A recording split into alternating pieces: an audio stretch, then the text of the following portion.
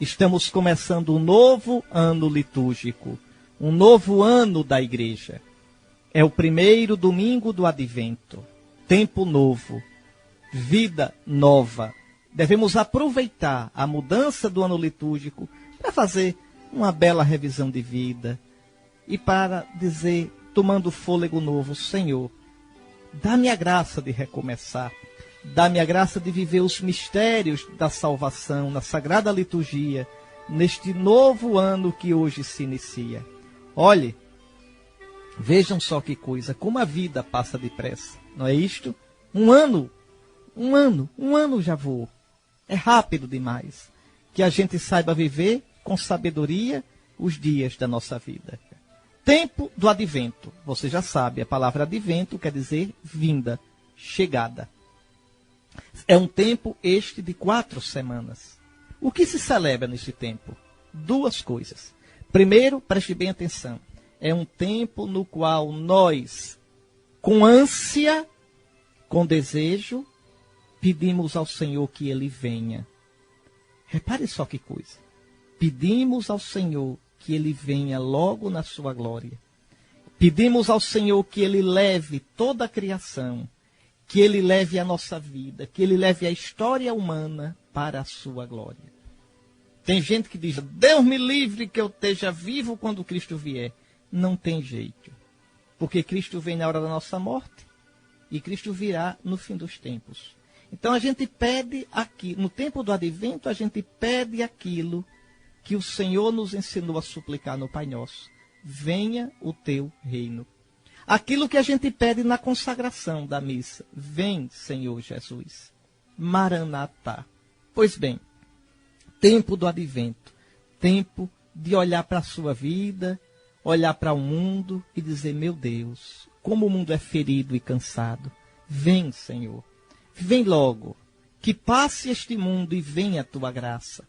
Que passe este mundo e venha a tua glória. Por que é que a gente tem tanto medo de lembrar que estamos de passagem? E que lá, em Cristo, é que permaneceremos para sempre.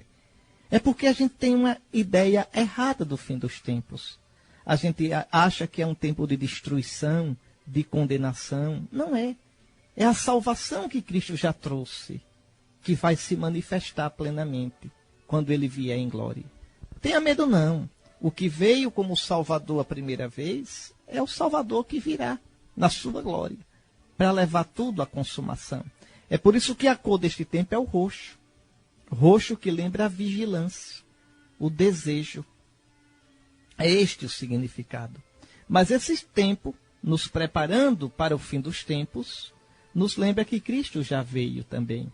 E assim nos prepara para o Santo Natal, sobretudo a segunda parte deste tempo, que começa no dia 17 de dezembro.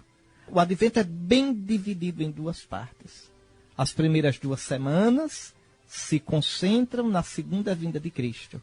A partir do dia 17, toda a celebração da igreja, todas as orações se concentram na celebração da vinda de Cristo em Belém, no Santo Natal.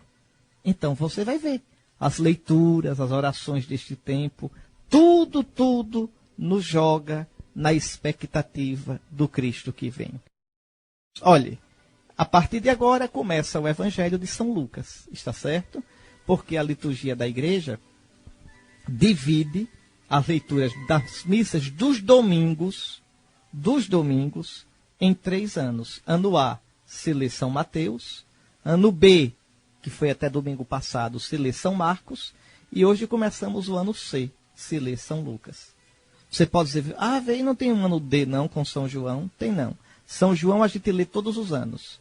No tempo do Natal, nas 2 últimas semanas da Quaresma e nos domingos da Páscoa.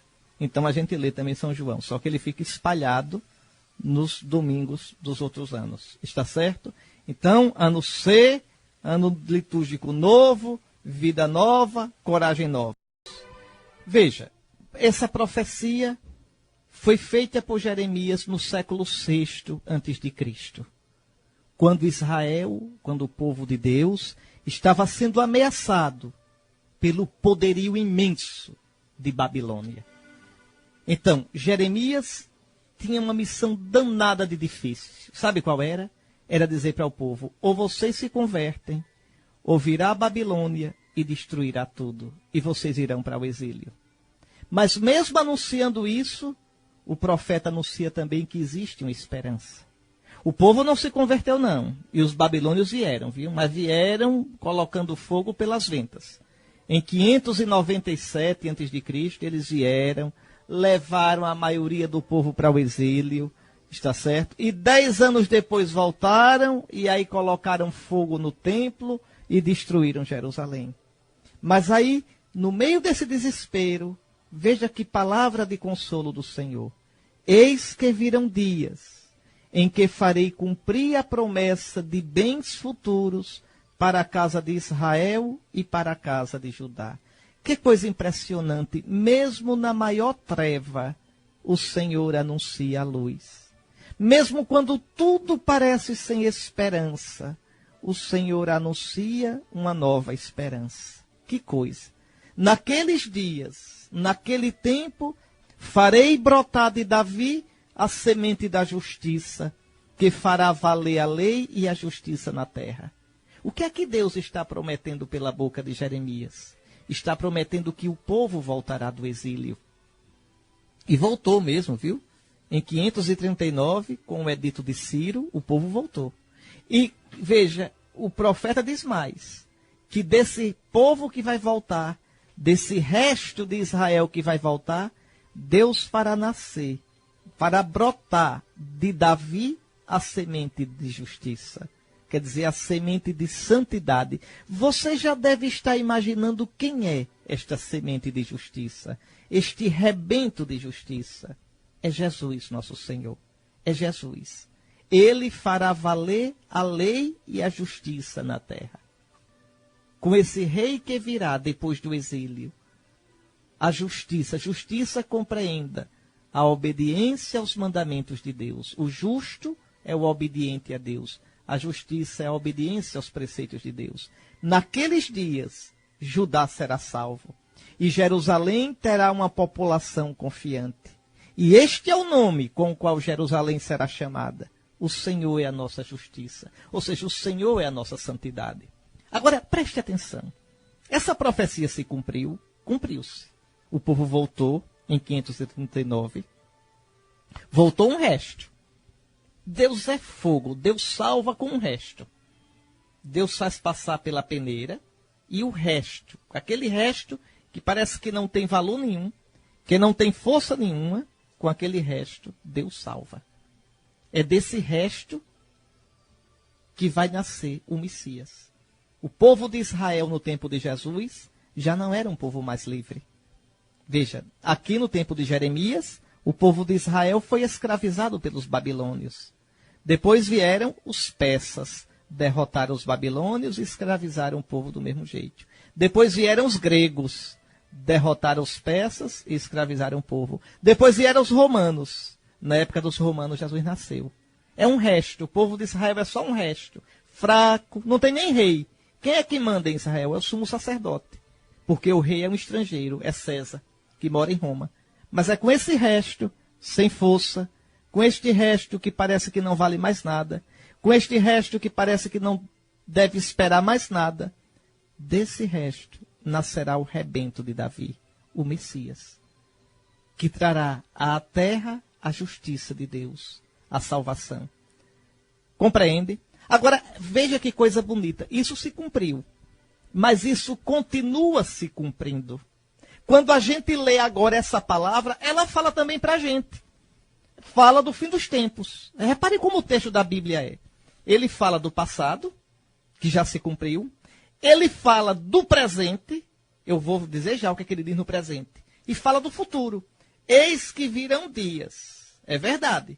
Em que farei cumprir a promessa de bens futuros para a casa de Israel e a casa de Judá. A casa de Israel, a casa de Judá agora, quem são? É a igreja. É a igreja que é a nova Jerusalém. É a igreja que é o novo povo de Deus. Naqueles dias, naquele tempo, farei brotar de Davi a semente da justiça, que fará valer a lei e a justiça na terra. Já veio Jesus, O Natal dele está se aproximando. Mas ele virá. Esta promessa continua de pé. Naquele dia, no dia do Senhor, ele fará brotar o Cristo Jesus como juiz. Naqueles dias, Judá será salvo. E Jerusalém terá uma população confiante. Este é o nome que servirá para designá-la. O Senhor é a nossa justiça. Sim, querido irmão, coragem. Um dia o Senhor virá. Um dia a igreja, que é a nova Jerusalém, será glorificada. Um dia todo o pecado, todo o mal, todo o coração dúbio, hipócrita, falso, serão retirados. A igreja será toda ela formada por aqueles que foram eleitos. Agora é um povo misturado. Agora tantos católicos o são somente de nome, da boca para fora. Agora o joio está misturado com o trigo. Mas no fim dos tempos, na época da colheita, o Senhor vai separar o joio do trigo. E o trigo será recolhido no celeiro de Deus, e o joio será queimado ao fogo. Então veja como é impressionante, uma profecia do passado, e que já se cumpriu, continua uma profecia para o futuro. E continua uma profecia para o presente, porque essa palavra de Deus mexe comigo. Porque essa palavra de Deus exige que eu me converta a Ele, para que eu possa estar com Ele quando Ele vier na sua glória. E mesmo porque Jesus que veio em Belém, Jesus que virá no futuro, Ele vem no presente. Vem nos irmãos, vem nos acontecimentos da vida, vem nos seus sofrimentos. Compreende? É por isso que a palavra de Deus é viva, é eficaz. Agora eu queria que você ficasse com esta ideia nesta primeira leitura.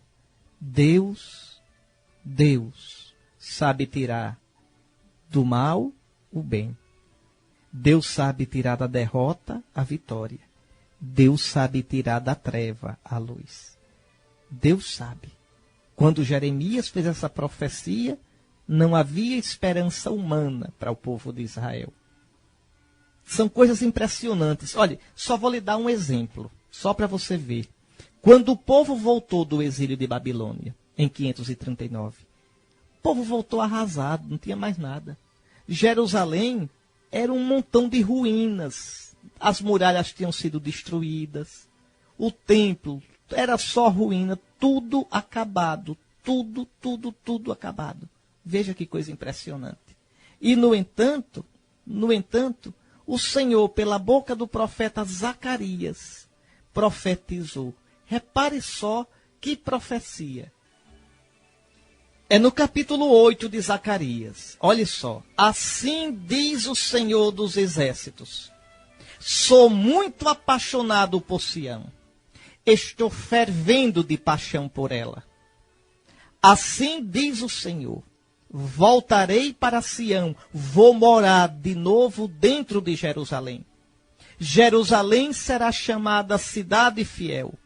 A montanha do Senhor dos Exércitos terá o nome de Montanha Santa. Agora escute. Assim diz o Senhor dos Exércitos.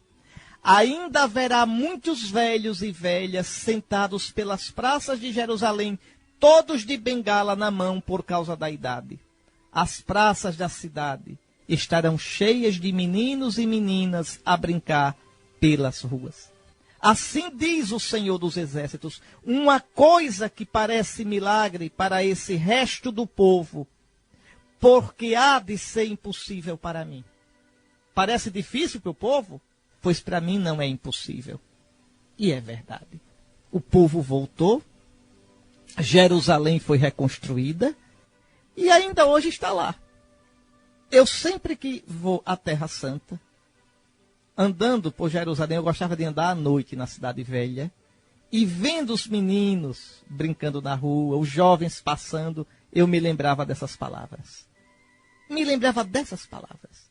Veja, do que é resto, do que é nada, Deus tira a vida, Deus tira a luz, Deus tira a vitória.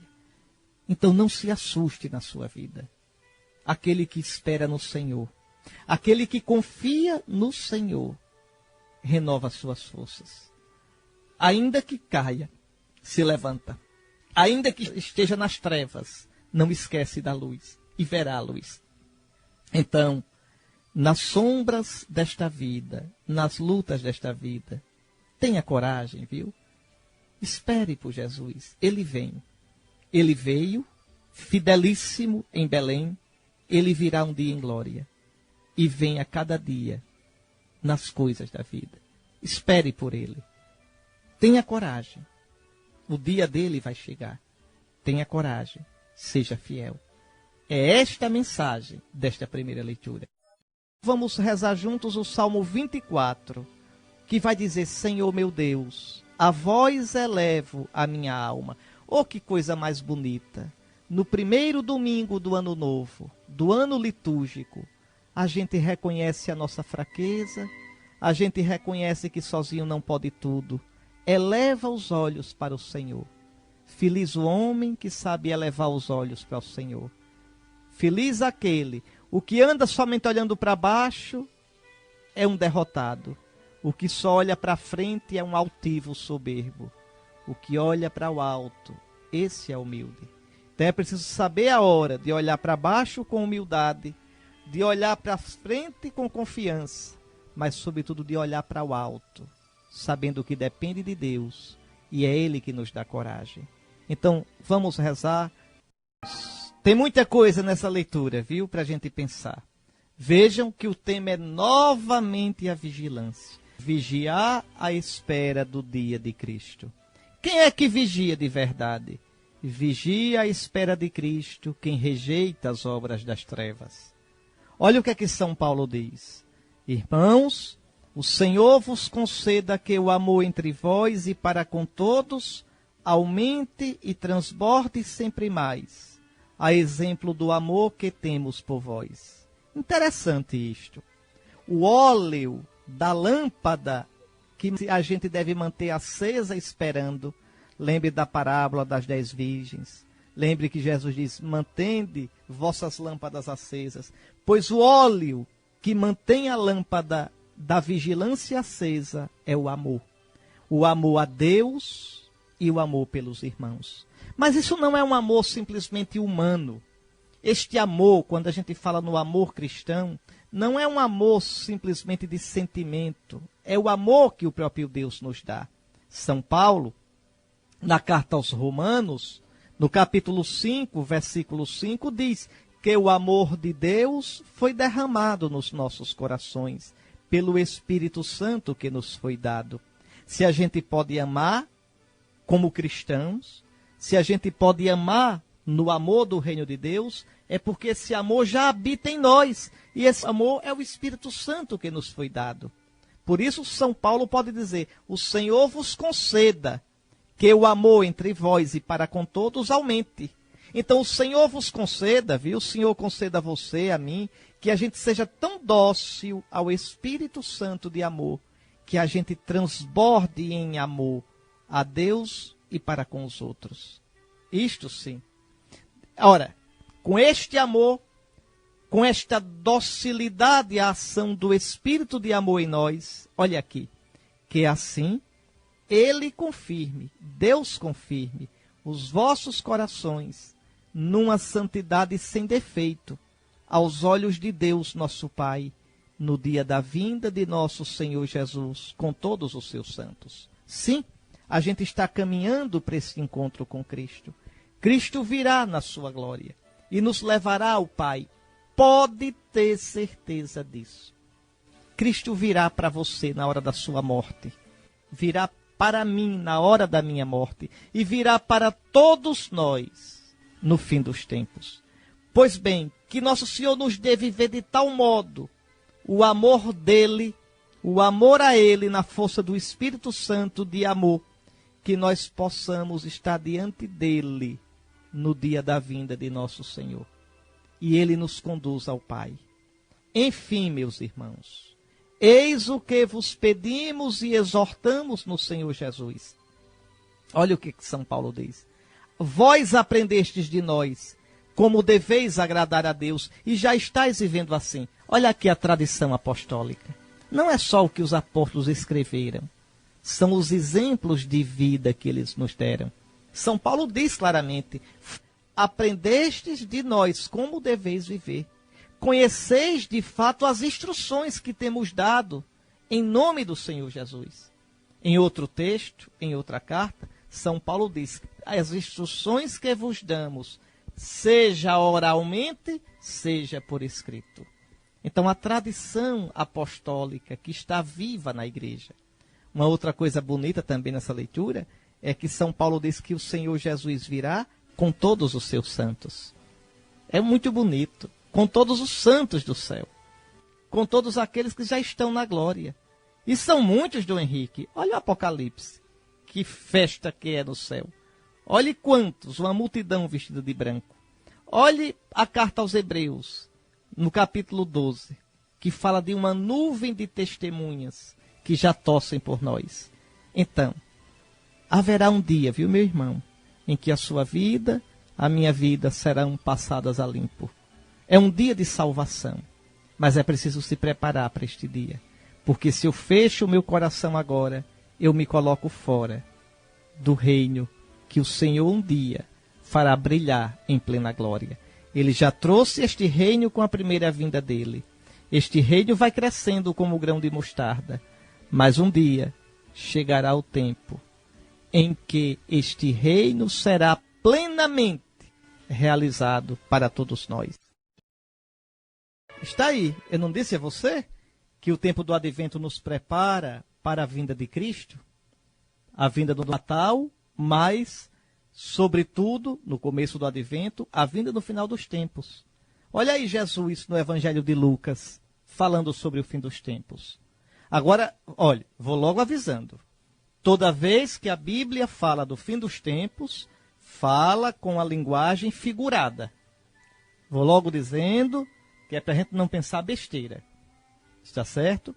A Bíblia fala sempre do fim dos tempos com a mesma linguagem. Fala em trombeta, fala em nuvem, fala em estrelas no céu, em sol escurecer, em lua cor de sangue.